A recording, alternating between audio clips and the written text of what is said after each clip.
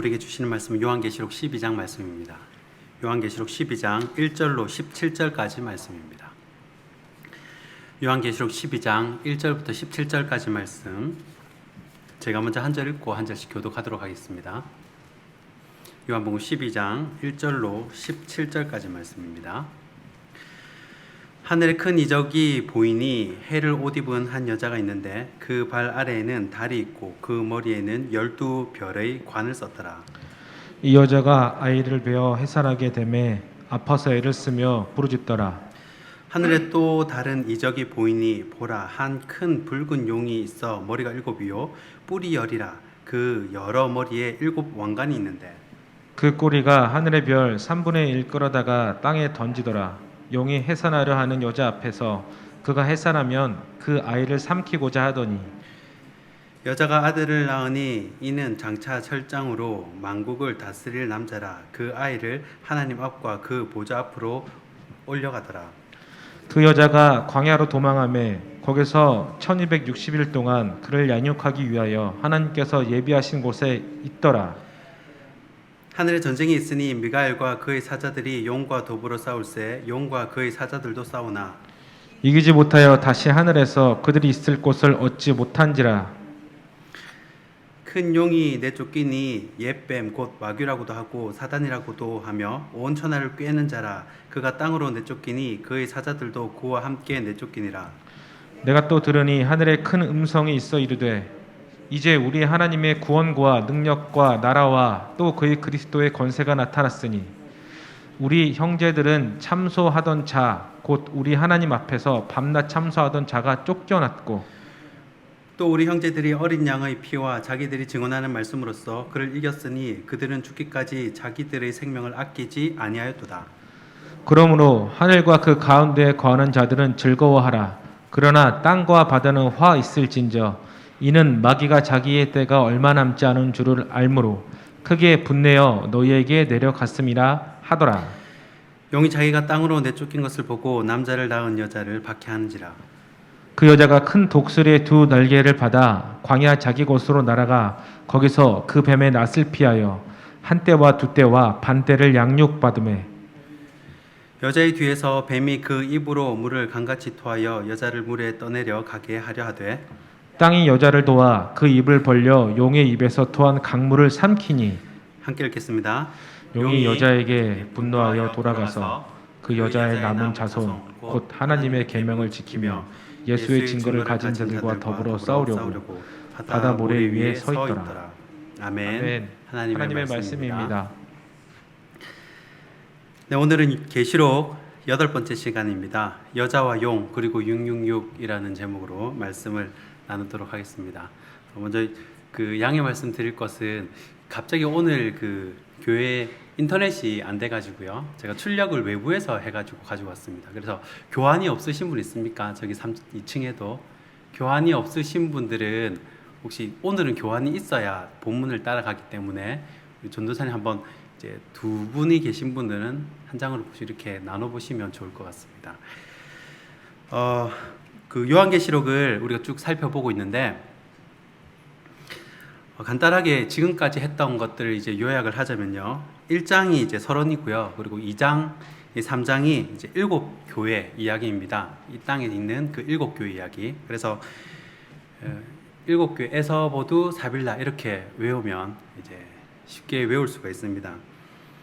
그래서 7교회의 상황, 이 땅의 상황을 설명하고 또 4장, 5장이 이제 하늘의 예배입니다. 이 땅에서 그런 교회가 이런 땅에서 이런 일이 일어나면 과연 하늘에서는 어떤 일이 일어나고 있었나? 하늘의 예배를 소개하고요. 그리고 6장부터 16장까지가 이제 4개의 사이클이 돌아가는 겁니다. 그래서 첫 번째가 7개의 인. 자, 이 7개의 인은 이 도미티안의 박해를 묵시문학적으로 표현한 것입니다. 그리고 7개의 나팔. 이 7개의 나팔은 7개의 인에서 이제 성도들이 그 탄압을 받았죠. 고통을 받았죠. 그래서 이 성도들의 기도에 대한 하나님의 응답이 바로 7개의 나팔입니다. 또 다른 말로 하나님의 백성을 괴롭힌 존재에 대한 하나님의 징계라고 볼 수 있습니다. 그리고 세 번째가 7개의 표적인데 오늘 본문, 이제 오늘 본문이 이제 이 여기에 해당이 됩니다. 그래서 12장부터 이 7개의 표적이 시작이 됩니다. 그리고 나중에 되면 이제 7개의 대접이 나오고요. 자, 그럼 오늘 살펴볼 12장을요, 이제 세 파트로 나눌 수가 있습니다. 1절부터 6절까지, 그리고 7절부터 12절, 그리고 13절부터 17절까지 세 파트로 나눌 수 있는데, 세 부분 다 공통적으로 들어가는 것이 용입니다. 세 부분 다. 그래서 이 용과 1절부터 6절은 용과 아이, 그리고 7절부터 12절은 용과 미가엘, 그리고 13절부터 17절은 용과 여인, 이렇게 대결 구도로 가게 됩니다. 자, 오늘 초반절의 본문은요, 우리가 잘 아는 그 역사적인 사건입니다. 자, 이 사건을 다른 성경에는 실명과 또 실제 장소의 이름을 거론하면서 설명을 합니다. 그런데 이 요한계시록은 시대 특성상 이 묵시문학적으로 기록되었기 때문에 이것을 빗대서 설명을 하는 거예요. 그래서 이것이 무엇을 말하는 건지 여러분 한번 추측해 보시기 바랍니다. 제가 다시 한번 이 말씀을 본문을 읽을 때 이게 무엇을 말하는 것인가 여러분 한번 생각해 보시기 바랍니다. 자, 하늘에 계시록 12장 1절부터입니다. 하늘에 큰 이적이 보이니 해를 옷 입은 한 여자가 있는데 그 발 아래에는 달이 있고 그 머리에는 12별의 관을 썼더라. 자, 이 여자가 아이를 베어 해산하게 되매 아파서 애를 쓰며 부르짖더라. 자, 3절부터 또 다른 이적이 나옵니다. 하늘에 또 다른 이적이 보이니 보라, 한 큰 붉은 용이 있어 머리가 7이요 뿔이 10이라. 그 여러 머리에 7 왕관이 있는데 그 꼬리가 하늘의 별 3분의 1을 끌어다가 땅에 던지더라. 용이 해산하려는 여자 앞에서 그가 해산하면 그 아이를 삼키고자 하더니, 자, 아이를 삼키고자 하죠. 여자가 아들을 낳으니 이는 장차 철장으로 만국을 다스릴 남자라. 그 아이를 하나님 앞과 그 보좌 앞으로 올려가더라. 자, 여러분, 요 본문을 봤을 때 어떤 사건이겠습니까? 바로 예수님의 탄생 이야기입니다. 자, 그러니까 요한계시록은 성경을 전혀 모르는 사람들에게 기록된 성경이 아니라 하나님의 말씀을 어느 정도 알고 있는 사람들에게 기록된 성경임을 알 수가 있습니다. 자, 누가복음은 이 부분을요, 실명과 실제 장소, 그리고 정확한 이름과 역사적 배경, 연도를 통해서 설명을 합니다. 자, 그러나 이 요한계시록은 똑같은 사건을 묵시문학적으로 표현을 했습니다. 그래서 12장에서 말하는 아이는 예수님을 말하는 것입니다. 자, 그러면 용은 무엇이겠습니까? 자, 12장 9절을 한번 보겠습니다. 계시록 12장 9절. 큰 용이 내쫓기니 옛 뱀 곧 마귀라고도 하고 사단이라고도 하며 온 천하를 꿰는 자라. 그가 땅으로 내쫓기니 그의 사자들도 그와 함께 내쫓기니라. 자, 9절에서 사도 요한이 친절하게 마귀, 사탄이라고 해석을 해줍니다. 그렇기 때문에 용은 계시록 안에서 다른 뜻으로 해석하면 안 돼요. 용은 사탄인 거예요. 그러므로 요한계시록 12장 1절부터 6절은 사탄과 예수님과의 대결입니다.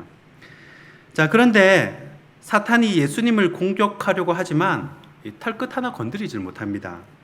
어떤 해도 미치지 못하고 예수님은 승천해서 올라갑니다. 자, 사도 요한이 왜 7교회에게 이 설명을 하는가? 자, 예수님이 탄생하실 때 실제로 죽이려고 했던 사람이 바로 이 헤롯 대왕입니다. 그런데 헤롯이라 말하지 않고 하늘에서 실제 일어난 일들이 반영되어 예수님이 당한 어려움이 있다는 것을 보여주고 있는 것입니다. 그렇다면 7교회가 당하는 어려움도 하늘에서 일어나는 어떤 일이 그대로 땅에서 일어난다고 생각할 수가 있습니다. 자, 그러니까 7절부터 12절 끊을 수가 있습니다. 자, 지금 하늘에서 일어나는 일을 보여줍니다. 자, 7절부터 12절까지 미가엘 천사장이 등장합니다. 자, 12장 7절입니다. 하늘에 전쟁이 있으니 미가엘과 그의 사자들이 용과 더불어 싸울세 용과 그의 사자들도 싸우나. 자, 그리고 하늘에서 벌어지는 상황을 설명하고 있습니다. 8절, 이기지 못하여 다시 하늘에서 그들이 있을 곳을 얻지 못한지라. 이기지 못하죠. 그리고 쫓겨납니다. 그래서 용이 또 다른 이 존재를 찾습니다. 그게 13절입니다. 계시록 12장 13절. 용이 자기가 땅으로 내쫓긴 것을 보고 남자를 낳은 아들을 박해하는지라. 자, 그러면 이 여자가 누구냐는 겁니다. 이 여자가. 자, 이 요한계시록 12장은요, 구약 성경의 이사야서에서 나오는 예언의 말씀을 자세하게 풀어 쓴 것입니다. 이 교환에 나와 있는데요. 이사야서 66장 7절과 8절입니다. 밑에 영어 성경도 제가 같이 넣어 놨는데요. 정확하게 좀 구분하기 위해서 넣어 놓았습니다.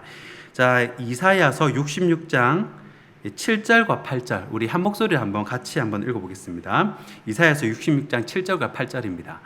교환을 보시면서 읽으시면 됩니다. 시작. 시온은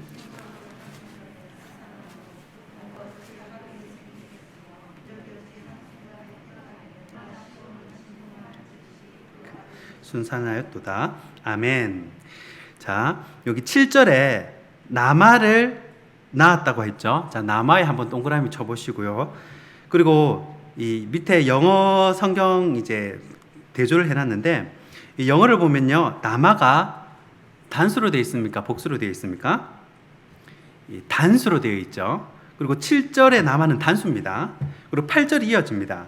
그러나 시온은 진통하는 즉시 그 아들을 순선하였도다. 여기 되어 있는데, 여기서 아들은 복수입니다. 결론만 말씀드리면 이 아들은 이중적인 의미를 가지고 있습니다. 단수일 때는 당연히 예수님입니다. 그런데 이 아들이 복수도 됩니다.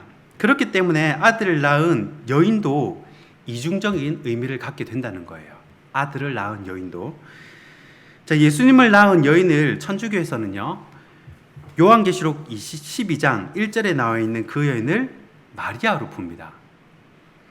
그러나 우리는 개신교는 마리아로 풀지 않습니다. 이건 구약의 하나님 나라 공동체로 그렇게 이해합니다. 자, 천주교의 마리아 숭배 사상의 근원을 요한계시록 12장에서 가지고 오는 겁니다. 그런데 우리 기독교는 그것을 받아들이지 않죠. 예수님을 낳은 여인을 마리아로 보지 않고 구약의 공동체로 보는 겁니다. 자, 그러면 복수는 뭐가 됩니까? 단수가 예수님이라면 복수는 바로 교회입니다. 교회. 그래서 여인을 신학의 공동체, 교회로 보는 것입니다. 그렇기 때문에 오늘 본문을 보시면 13절부터 17절까지 용이 여인을 공격하는데 그 여인이 바로 무엇이 됩니까? 교회가 된다는 거예요. 성도가 된다는 것입니다. 자, 용은 사단이라고 했습니다. 요한계시록 12장에서 말하려는 핵심이 뭐냐면, 사단이 원래 노렸던 대상이 누굽니까? 원래 노렸던 대상은 예수님입니다. 그런데 예수님한테는 털끝 하나 건드리지 못하잖아요. 그러니까 예수님을 대신해서 괴롭히는 대상을 삼은 존재가 있습니다. 그게 바로 교회라는 거예요. 그래서 교회가 고통당하는 이유는 100% 예수님 때문이라는 겁니다. 원래 사단이 노렸던 대상은 교회가 아닙니다. 교회는요, 관심도 없었어요. 하나님이신 예수님이 연약한 인간으로 태어난다는 사실을 알고, 여러분, 이 사단이 연약한 인간으로 태어나는 이 예수님을 얼마나 노렸겠습니까? 그래서 이 사단의 졸개들을 모은 겁니다. 잘 봐라. 내가 예수님을 어떻게 이기는지 봐라. 이래가지고 졸개들 막 모으는 거예요. 그리고 잔뜩 벼르고 있는데 막상 털끝 하나 건드리지 못하고 예수님 그대로 승천하시는 겁니다. 그러니 사단이 얼마나 당황스럽겠습니까? 원래 대상이 예수님인데 예수님을 못 건드리니까 대신해서 괴롭히는 대상이 바로 교회라는 것입니다. 그래서 교회가 고난을 당한다는 겁니다. 영화에도 이런 장면이 많이 나옵니다. 이 악당이 주인공을 이제 죽이려고 막 총도 쏘고 대포도 쏘고 하는데 주인공이 다 피하죠. 뭐 폭탄도 피하고 다 피하고 살아남고 도저히 이렇게 감당을 못하니까 주인공이 사랑하는 자녀, 딸이나 무슨 사랑하는 연인이나 뭐 이렇게 납치를 하지 않습니까? 그렇게 납치를 해가지고 이제 뭐 괴롭히는 겁니다. 인질로 삼아가지고. 그러니까 이 요한계시록 12장이 딱 그 내용인 겁니다. 사단은 예수님을 공격할 수가 없었습니다. 뭐 상대가 안 되는 거죠. 그래서 잔뜩 화가 나 있는데 가만히 보니까 예수님의 눈길이 항상 머무는 곳이 있는 거예요. 예수님이 항상 이 사랑의 눈길로 바라보는 존재가 있는 겁니다. 그게 바로 저와 여러분입니다. 성도들이에요. 교회입니다. 교회는 건물이 아니잖아요. 예수님의 그 사랑의 눈길이 항상 교회로 향하고 있으니까 이것을 안 사단이 예수님을 공격하기 위해서 교회를 공격하는 겁니다. 그래서 교회가 어려움을 당하는 것이다 라고 이 사도 요한이 이야기를 하는 것입니다. 자, 그렇기 때문에 교회가 당하는 어려움은 피할 수가 있습니까? 피할 수가 없습니까? 당연히 피할 수가 있다는 겁니다. 어떻게 피할 수 있습니까? 바로 예수님과의 관계를 끊으면 됩니다. 교회가 어려움을 당하는 이유는요, 100% 예수님 때문이기 때문에 그렇습니다. 그렇기 때문에 예수님이 늘 우리에게 미안해 하시는 것 같아요. 이 사도 요한이 예수님이 제자들에게 미안해 하는 것 같은 그런 말씀을 기억하고 그 말씀을 요한복음에 기록해 놓습니다. 자, 요한복음 15장 18절부터 20절 말씀인데요. 제가 봉독해 드립니다. 세상이 너희를 미워하면 너희보다 먼저 나를 미워한 줄 알라. 너희가 세상에 속하였으면 세상이 자기의 것을 사랑할 것이나 너희는 세상에 속한 자가 아니오 도리어 내가 너희를 세상에서 택하였기 때문에 세상이 너희를 미워하느니라. 내가 너희에게 종이 주인보다 더 크지 못하다 한 말을 기억하라. 사람들이 나를 박해하였은즉 너희도 박해할 것이요 내 말을 지켰은즉 너희 말도 지킬 것이라. 아멘. 예수님의 마음이 이런 것 같습니다. 너희가 이런 고난을 받을 필요가 없는데 나 때문에 이렇게 고생을 하는구나. 내가 너희를 사랑해서 정말 미안하다. 사단이 그걸 아는 거예요. 그래서 예수님이 자신 때문에 제자들이 고난받는 걸 알기에 늘 미안해 하시는 것 같습니다. 만약에 우리가 예수님과의 관계를 끊어버리게 되면요, 실제로 배교자들이 많이 일어났죠. 예수님과의 관계를 끊어버리게 되면 이런 수고, 이런 고난 안 당해도 됩니다. 억울한 일 당할 필요가 없습니다. 애매한 고난을 당할 필요가 없어요. 모든 교회가 고난을 당하는 이유는 예수님이 교회를 사랑하시기 때문입니다. 그래서 우리가 예수님께 기도드릴 때 예수님 미안해하지 마세요. 나를 사랑해 주셔서 감사합니다. 우리가 이런 기도를 드렸으면 좋겠습니다. 바로 사도 바울이요, 이것을 깨달은 사람입니다. 사도 바울이 골로새서 1장 24절에요, 교회를 위한 이 바울의 수고를 기록한 내용이 있습니다. 그때 이 사도 바울이 이렇게 기록합니다. 자, 쉬운 성경입니다. 제가 봉독해 드립니다. 나는 여러분을 위해 받는 고난을 기뻐합니다. 자신의 몸인 교회를 위해 그리스도께서 겪으셔야 할 고난의 남은 부분을 내가 겪을 수 있으니 그것을 기쁨으로 견뎌냅니다. 아멘. 자, 사도 바울은 이것을 깨달은 사람입니다. 예수님이 우리를 정말 사랑하신다는 거예요. 그래서 우리가 이 고난을 당한다는 것입니다. 자, 계시록 12장에서 말하고자 하는 것은 교회가 이런 고난을 당하는 이유, 예수님께서 교회 사회를 거니심에도 불구하고, 7교회를 거니시잖아요. 거니심에도 불구하고 이 성도들의 손을 붙잡고 계심에도 불구하고 고난을 당하는 이유, 이 아이러니하게도 예수님이 교회와 함께 하시기 때문이라는 겁니다. 자, 그렇기 때문에 예수님을 잘 믿으려다가 손해를 보고 또 경제적인 어려움을 겪고 건강을 잃고 관계가 끊어지고, 여러분, 이것이 바로 우리 몸의 흔적, 스티그마입니다. 이것이 그리스도인의 자랑이라는 거예요. 이게 우리가 받을 면류관이라는 것입니다. 그렇기 때문에 요한계시록 12장은 계시록 전체를 해석하는데 굉장히 중요한 부분입니다. 자, 그러면요, 우리가 이 13장의 이 666의 의미만 더 살펴보고 말씀을 마치겠습니다. 이제 666 이야기는 13장에 나오는데요. 이 표적이 나옵니다.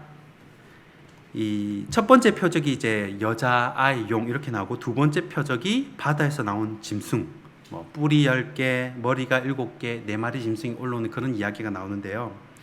이 계시록 13장과 14장은요, 이스라엘의 구약 성경과 이 문화를 알아야 좀 이해가 가능한 부분입니다. 각 나라마다 이 전형적인 상징이 있습니다. 예를 들어서 우리나라 같으면 이 하얀 이 소복을 입은 이 머리 긴 이 처녀 귀신이라고 그러죠. 그리고 중국 하면 강씨가 떠오르고요. 또 루마니아는 이 드라큘라, 그리고 러시아는 늑대 인간, 그리고 이집트는 미라, 인도는 아수라, 이런 각 나라마다 전형적인 그 상징이 있습니다. 유대인들에게도 그런 것이 있습니다. 이 다니엘서 7장 3절에 그렇게 나와 있습니다. 다니엘서 7장 3절. 큰 짐승 넷이 바다에서 나왔는데 그 모양이 각각 다르더라. 자, 바다에서 짐승이 넷이 나옵니다. 자, 다니엘서 7장 4절입니다. 첫째는 사자와 같은데 독수리의 날개가 있더니 내가 보는 중에 그 날개가 뽑혔고 또 땅에서 들려서 사람처럼 두 발로 서게 함을 받았으며 또 사람의 마음을 받았더라.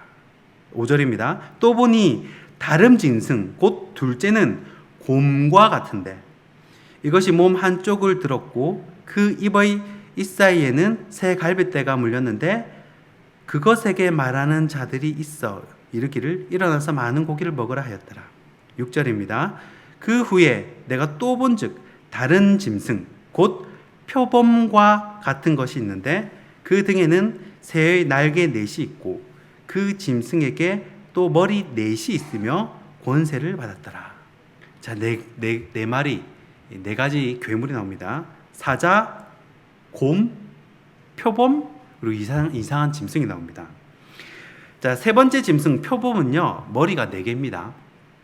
그러니까 총 머리 개수가 총 몇 개입니까? 총 7개입니다. 7개. 자, 바다에서 짐승이 나오는데 짐승은 4마리인데 머리는 총 7개입니다. 자, 그리고 7절입니다. 다니엘서 7장 7절. 내가 밤 환상 가운데 그 다음에 본 넷째 짐승은 무섭고 놀라우며 또 매우 강하며 또 새로 된 큰 이가 있어서 먹고 부서뜨리고 그 나머지를 발로 밟았으며 이 짐승은 전에 모든 짐승과 다르고 또 10뿔이 있더라. 뿔이 몇 개입니까? 10개. 10뿔이 있다는 것입니다.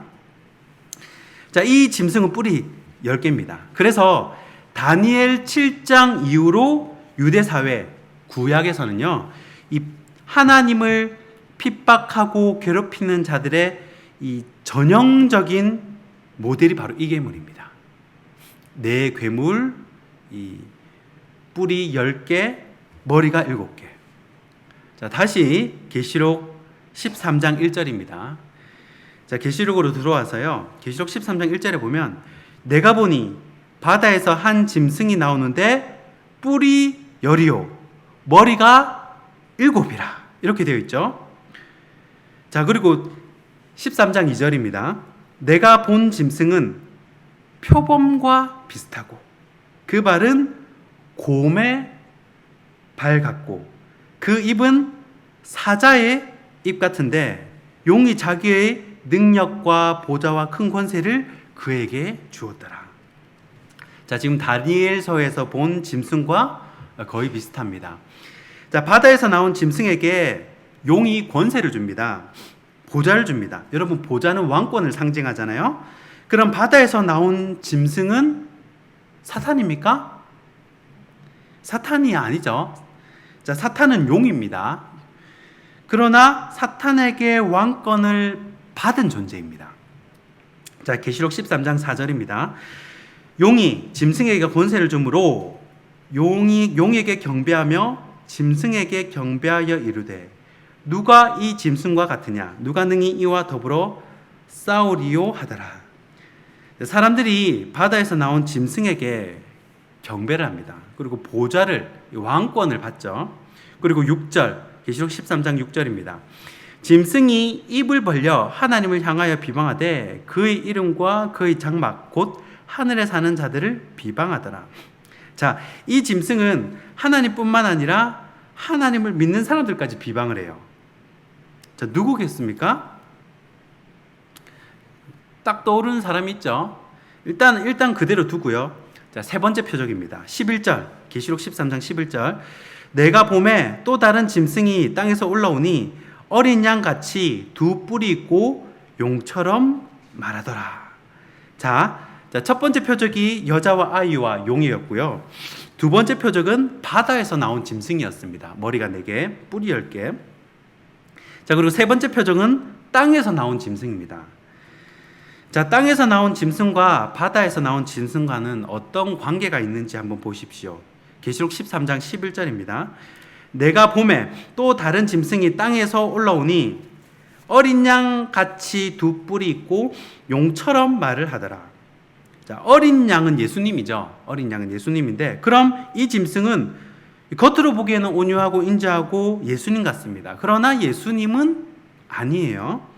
자, 그리고 용처럼 말합니다. 용은 사탄이죠.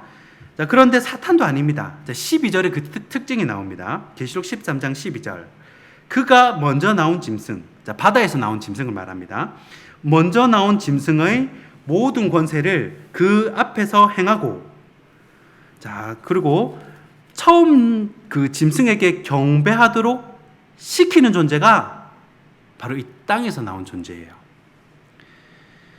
자, 그러면 바다에서 나오는 존재는 사람들에게 경배를 받는 존재이고, 땅에서 나온 짐승은 사람들에게, 바다에서 나온 존재에게 경배하도록 이렇게 시키는 존재입니다. 자, 그러면 이제 거의 누군지를 아실 겁니다. 자, 13장 15절. 그가, 자, 땅에서 나온 짐승입니다. 그가 권세를 받아 그 짐승의 우상에게 생기를 주어 그 짐승의 우상으로 말하게 하고 또 짐승의 우상에게 경배하지 아니하는 자는 몇이든지 다 죽이게 하더라. 자, 땅에서 나온 짐승 경배 안 하면 다 죽이는 겁니다. 그리고 16절. 자, 16절. 그가 모든 자, 곧 작은 자나 큰 자나 부자나 가난한 자나 자유인이나 종들에게 그 오른손에나 이마에 표를 받게 하고, 17절. 누구든지 이 표를 가진 자 외에는 매매를 못하게 하니 이 표는 곧 짐승의 이름이나 그 이름의 수라. 지혜가 여기 있으니 총명한 자는 그 짐승의 수를 세어보라. 그것은 사람의 수니 그의 수는 666이니라. 자, 이게 그 유명한 666입니다. 여러분, 이게 바코드겠습니까? 자, 감사하게도 사도 요한은요, 오해하지 않도록 666의 특징을 4가지로 정확하게 설명해 두었습니다. 자, 요한계시록 13장 17절입니다. 이 특징이 나오는데, 누구든지 이 표를 가진 자 외에는 매매를 못하게 하니 이 표는 곧 짐승의 이름이나 그 이름의 수라. 그러니까 첫 번째 특징이 뭐냐? 666은 이름입니다. 짐승의 이름. 이름이 666이에요. 그리고 두 번째는 그 이름의 수라는 겁니다. 이름에 숫자가 있다는 거예요. 수가. 그리고 세 번째 특징은 18절입니다. 18절. 지혜가 여기 있으니 총명한 자는 그 짐승의 수를 세어보라. 그것은 사람의 수니 그의 수는 666이니라. 자, 짐승의 수입니다. 네 번째는 사람의 수라는 거죠. 그러니까 이 짐승은 어떤 짐승 같은 사람이라는 걸 알 수가 있습니다. 그리고 이 짐승 같은 사람의 이름이 뭐예요? 666이라는 거죠. 자, 사도 요한이 절대 666으로 오해하지 않도록 네 가지 특징을 다 말해줍니다. 그 게마트리아라는 말을 예전에 제가 한번 한 적이 있었는데요. 게마트리아라는 말이 있습니다. 1, 2, 3, 4, 5, 6 이런 숫자는 아라비아 숫자입니다. 아라비아에서 왔죠. 옛날에 이스라엘 사람들은 그러면 이 1, 2, 3, 4, 5, 6, 7, 8, 9, 10 이런 숫자를 어떻게 썼겠습니까? 이스라엘은 숫자가 없습니다. 유대인의 언어에는 숫자가 없어요. 그래서 유대인의 알파벳은요, 총 22개입니다. 이 22개를 가지고 숫자를 만드는 것입니다. 신대원 처음 가면요, 이 히브리어를 알파벳을 배워요. 알렙, 베트, 김멜, 달렛, 헤바브, 자이드 이라고 노래가 쭉 있습니다. 그래서 이 22개를 쭉 외우는데 처음에 나오는 10개가 1부터 10까지입니다. 자, 교환 뒤에 나와 있죠. 처음에 알파벳 나오는 10개가 1부터 10까지입니다. 그리고 다음에 나오는 알파벳 8개가 20부터 90까지입니다. 그리고 마지막 4개는 100부터 400까지예요. 그러니까 A가 알파벳인 동시에 숫자 1, 숫자가 되는 게 히브리어의 가장 큰 특징입니다. 그 화투 칠 줄 아시는 분들은 아실 겁니다. 제가 인터넷 조사를 해보니까요, 섰다라는 게임인가 있는데 화투 그림에 숫자가 다 붙어 있는 거예요. 숫자가. 그래서 그 두 장 숫자를 그 타짜 영화에 나오죠. 숫자를 조합해 가지고 막 광땡이냐 장땡이냐 이렇게 해 가지고 숫자가 더 높은 게 이기는 그런 게임인데, 그 그림인데 거기에 숫자가 다 붙어 있는 겁니다. 그러니까 이것도 똑같은 겁니다. 히브리어도. 이것을 히브리어 알파벳도 똑같이 생각하면 됩니다. 자, 이스라엘은 어떤 단어를 들으면요, 동시에 두 가지가 들립니다. 그러니까 숫자도 들리고 단어도 들리는 겁니다. 자, 예를 들어서 히브리어로 D를 의미하는 게 4입니다. 4. 그리고 I는 6. 그래서 히브리어로 데이빗이 다윗이라는 글자는 여러분 원래 그 구약이 자음으로만 되어 있잖아요. 자음으로만. 그래서 이 맞소리학자들이 다 모음을 붙인 거예요. 70인경이 다 대단한 게 모음을 다 붙인 겁니다. 원래 자음만 되어 있어요. 그 자음으로 기억되어 있는데 그게 DID, 이게 데이빗이라는 말입니다. 단어. 그리고 히브리어로 데이빗은 이름과 동시에 숫자로 4, 6, 4, 14로 보이는 거예요. 4 더하기 6 더하기 4, 14로 보이는 겁니다. 그러니까 14와 데이빗이 동시로 들리는 겁니다. 여러분 마태복음 1장에 보면요, 예수님이 다윗의 후손임을 강조하는 계보가 나옵니다. 신기한 거는 17절인데요. 마태복음 1장 17절 우리 함께 한번 한 목소리를 읽어보겠습니다. 교환에 있습니다. 마태복음 1장 17절 시작. 그런즉 모든 대수가 아브라함부터 다윗까지 14대요. 다윗부터 바벨론으로 잡혀갈 때까지 14대요. 바벨론부터 사로잡혀간 후부터 그리스도까지 14대더라. 자, 이게 어떻게 들리냐면요, 아브라함부터 다윗까지 다윗이요, 다윗부터 바벨론까지 다윗이요, 바벨론부터 그리스도까지 다윗이더라, 이렇게 들리는 거예요. 14대더라. 그러니까 마태는 예수님과 다윗과의 이 관계를 강조하는 겁니다. 이것이 히브리어의 가장 큰 특징 중에 하나예요. 자, 이것을 가지고 666을 푸는 것이 가장 안전합니다. 자, 히브리어로요, 어떤 이름을 읽으면 그것이 666이 됩니다. 제가 오후에 교회 와가지고 요것도 이제 교환 안에 넣으려고 했거든요. 딱 영어 이니셜 해가지고 숫자 다 해가지고 이제 더하면 666 이렇게 넣으려는데 좀 아쉽게 못 넣었습니다. 자, 이걸 우리는 이제 공부를 해야 이걸 알지만 이스라엘 사람들은 딱 들으면 아는 거예요. 그 이름이 뭐냐면 바로 네로케사르입니다. 네로시죠. 그 알파벳 이니셜 숫자를 다 더하면 666이 나옵니다. 이 요한계시록 12장 13장 오늘 제목인 여자와 용과 그리고 666의 의미가 바로 이런 것입니다. 자, 정리해 보겠습니다. 예수님은요, 우리가 당하는 고난에 대해서 굉장히 미안해하시고 안타까워하십니다. 예수님이 사랑하신다는 사실 때문에 이 교회가 이 사단의 표적이 되기 때문입니다. 그러나 오히려 우리는 그것을 감사의 제목으로 삼아야 할 줄 믿습니다. 예수님 때문에 가난해도 아파도 예수님 때문에 그 모든 시험을 넉넉히 이기는 저와 여러분이 되길 주님의 이름으로 축복하고 축원합니다. 기도하겠습니다. 나의 힘이요 능력이시요 구제주이신 예수님을 찬양합니다. 예수님만이 나의 왕이시고 예수님만이 나의 구주이심을 이 시간 우리 입술로 고백합니다. 주님, 우리의 이마에 우리의 마음에 주님의 인을 치시고 주님의 백성 되게 하여 주시옵소서. 이제는 우리 주 예수 그리스도의 은혜와 하나님 아버지의 사랑과 성령의 교통하신 은혜가 예수님을 구세주를 고백하는 이 자리 모든 성도들 머리 위에 이제로부터 영원히 항상 함께 있을지어다. 아멘.